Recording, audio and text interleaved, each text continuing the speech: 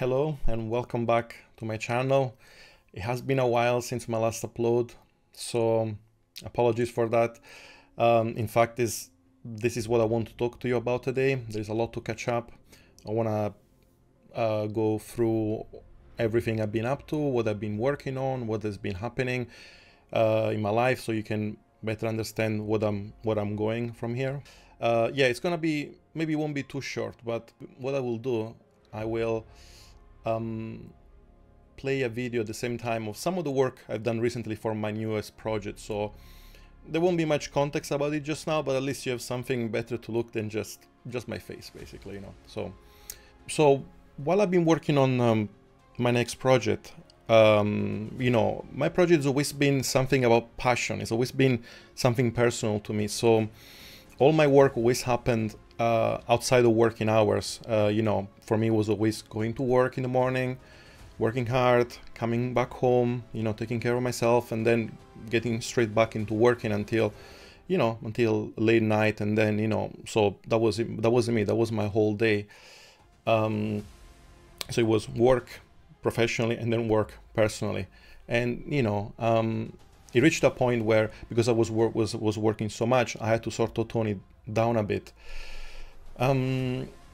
And so, you know, I've finally managed to find a balance, you know, something that would allow me not to be overly tired or anything. So I was doing very well at work. I was doing very well on my own project, and, you know, I also found time to play a bit of games because, of course, I'm a gamer. It's why I do what I do, right?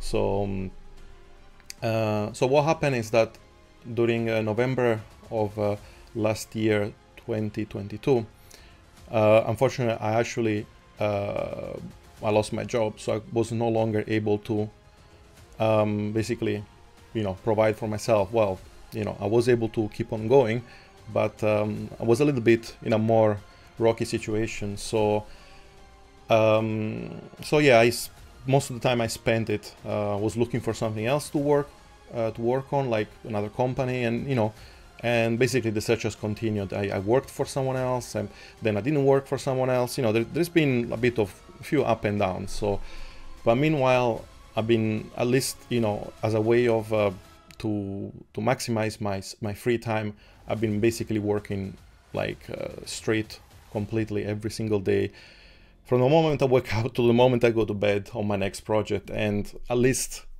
that means I've been doing a lot of progress. At least there is that. So while, you know, all of this up and down has caused moments of my life where you know, has made me, you know, has affected a little bit my mental health, has affected a little bit my physical health. So I'm finding the ways to keep on going through this project, and it has helped a lot, basically, and it's still helping, because until I find something else where, you know, I can actually comfortably you know, upkeep myself, this is what I'm doing for now, basically.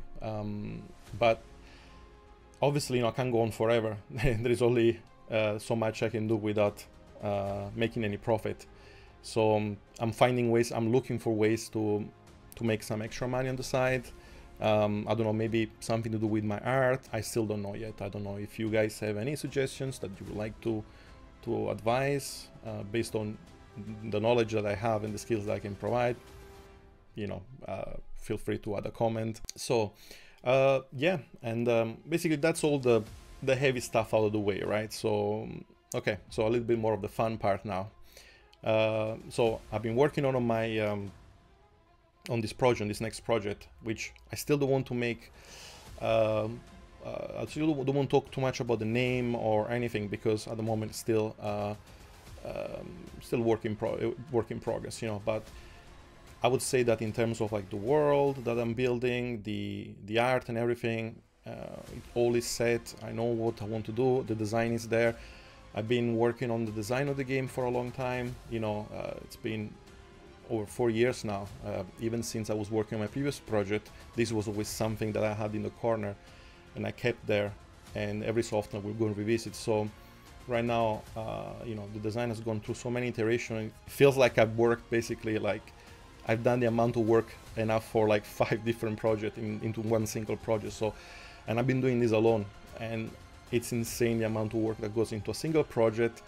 Not everybody realizes that, unfortunately, because you know, we all see the end of a product. We often don't see the struggles and all that the person is going through in their personal life, as well as their, you know, as well as the actual work itself. So I can assure you, though, everything I've been doing, it's working just really hard, but it's fun for me. At least this is fun. It's not just hard working, but it's also fun at the same time. So it's, you know, it's how I can keep on going, basically. That said, I've been focusing on a lot of the recently I've been doing, for example, a lot of the bulk of the art for the tiles of the game, and this is probably what you're seeing right now on the screen right now. I'm playing one of the map tiles that I've been drawing, and there is a lot of those. There is so much that goes into that. There's been all the design part, which obviously has already been taken care of. A lot of playtests I've been doing, and once I was happy, then, you know, after the sketch and after all the preliminary tests, I just take care of the, you know, basically rendering it, painting it over. Then I do print tests and see if I like the color once they're printed. Obviously, this is just for my own sake, just for a prototype. This is not, it's not because this will be the final result, what will go in the final game box, because obviously there are so many things. Once you send it, once you know who's producing your game, you need to get color samples and things. So anyway, there's a whole thing there, which there's no point in going into it right now. So yeah, that's what I've been working on for the past few weeks. I've been doing a lot of these map tiles. There is this is most likely not gonna change, but there is about 31 of them, and they're double-sided, so there's 62 in total, and they're pretty big. Each one is quite big, and there's a lot of details. You know, I'm packing them with details. And to me, it doesn't matter that a lot of the details will go lost or people will not care. For me, again, this is a passion project. It's something for me, it's important, the craft behind it, the work that goes into them. So, you know, I'm just quite happy with the way they're turning out. And again, it's all the work, sure, but, you know, it's fun. It's fun for me. What else? Obviously, you know, all the playing characters have been established, and yeah, of course, in case you didn't know by watching my previous videos, this is a fantasy based project. It's not high fantasy, like there is elves and whatnot. It's not too dark fantasy either. You know, I think we've seen a lot of the Dark Souls like games recently, and you know, I even made one, Dark Light, in case you don't know. So I didn't want to just repeat myself. This is not why I'm doing this game. I want to create something that can be as unique within the sort of the realm of games that we are presented these days.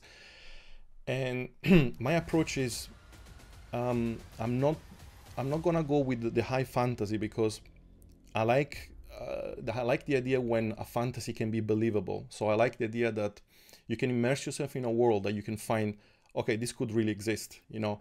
I always find I struggle when I play other people's games where, you know, there is all kind of crazy races and character and creatures, because I always feel like there is such a diverse ecosystem in the world. I'm like, how can all these beings came to be at the same time and live together? So some games manage to justify that in some ways, but often I find you find games that, oh no, I just thought adding this character with I don't know, with 3 eyes sounded cool, and that's all why I did it. But for me, that has to have a sense. It has to make sense within the context. So what I'm creating is something that tries to follow a realistic sort of approach, right? So well, obviously, you know, when I say realistic, I say that if I want to design something that perhaps in another game there will be elves, I wouldn't necessarily you know, copy all the sort of archetypes of the classical elf. I would do things that that sort of detach themselves from the usual, you know, you know, you need to live in a forest, you do this, you do that, and in the end, to me, a lot of this just comes up as results as it's just a human with pointy ears, and that's it, and they live in the forest. There is no really other I don't nothing that really distinguishes them, and a lot of famous franchises I find, especially video games, I find them so bland, because I find that, you know, you have all of your elves are just humans with pointy ears, all your orcs are, or half orcs rather, are only human with fangs, and I don't see the point. You know, if you want to create different races, really make them diverse, really make them feel like, I've never seen anything like that, I never experienced anything like that. So everything I've created so far, it's try to follow this idea, the idea that you haven't seen it before, or at least not within this context, right? So while the universe itself, or rather the world, it's sort of dark, sure, it's not a nice place to live in, the world I've created, but it's not gonna be all like everybody's gonna look like it's dirty with mud, and you know, everybody it's miserable and life is just not worth living. You know, there are challenges, sure, there are challenges to the life of the people in this world. There are dark part of this world, but not everything will be like that. There are countries that are beautiful, radiant. There are other places which are hot, cold, but you know, everything has like a nice ecosystem that makes sense. That's the thing, and a lot of the things that inspire, even the sort of medieval aspect of it, rather than going with, you know, what often people sees in the fantasy, which is you often find a lot of Germanic or British, or you know, this type of things, motives. I've started actually my medieval, inspiring myself to the sort of the Italian medieval stuff, which is, I don't think it's very often used, because, you know, I think maybe people struggles with finding an appeal for that kind of stuff. So yeah, so there is a lot of influences here and there, which obviously won't be as striking or as obvious to people who doesn't really who's not historical, or you know, maybe they'll just see it and will say, oh, that just looks like a fantasy but with different colors or different shapes to it. But again, I won't go crazy with giant shoulder pads or crazy spiky helmets and stuff like that, at least not for now. But you know, it's more like, you know, what feels like it's a practical armor, what feels like it's a why is that person has that specific helmet? There has to be a reason, you know. Even if it's one of my previous concept, which I have revisited, was the Iron Wolves, and I gave them almost more like gladiator masks, but with the shape of a wolf, essentially, just to accentuate the fact that they try to play on their own myths, the fact that these knights, you know, are ferocious, are strong, and all that. So I try to use something. Why does it make sense, and not just because, oh, I thought it would be really cool to put a wolf helmet on a knight. You know, it was there is a more logical reason behind it, and every single choice, even the choice of weapons, there is a specific reason why I've done it. And you know, I've had friends that do the whole HEMA things, you know, the medieval fighting stuff. So I've consulted with them, and some of them have given me advice on, oh, you should try this, you should try that, or you can't do this. And again, I know it's just a game and it doesn't matter really realism in a game like this, but for me, the small detail matters. You know, the small sort of the little things that make sense, basically, the things that build a world, connect to each other, and then overall they create a nice bigger narrative. And you know, when all your things make sense, you can really feel it in a project. You can sort of see when a project is just like trying to just create a random fantasy with not much into it, versus to a fantasy that's been you poured really your whole soul into it, basically. And yeah, so basically that's the general gist of what I'm doing right now. Where I'm going next is if you guys are happy with just listening to me talk, I don't know, maybe some of you might find it boring, some of you might find interesting, want to hear more what I'm doing, want more updates. I can try to squeeze more short updates every once in a while. Just remember that these videos take time to make, right? And as I said, I'm a one-man team at the moment. Everything I'm doing alone. So the fact that to make this video I had to take time away from actually continuing my work on the art, because, you know, filming, editing. You have to set up all the lights and everything, the terrible green screen effect, so that you don't get to see my messy studio room. So you know, this is all stuff that takes quite a while to make, essentially. So so yeah, but if you do want to see more, obviously you let me know, you write a comment, you know, I'll know that way. And yeah, that's super helpful, really.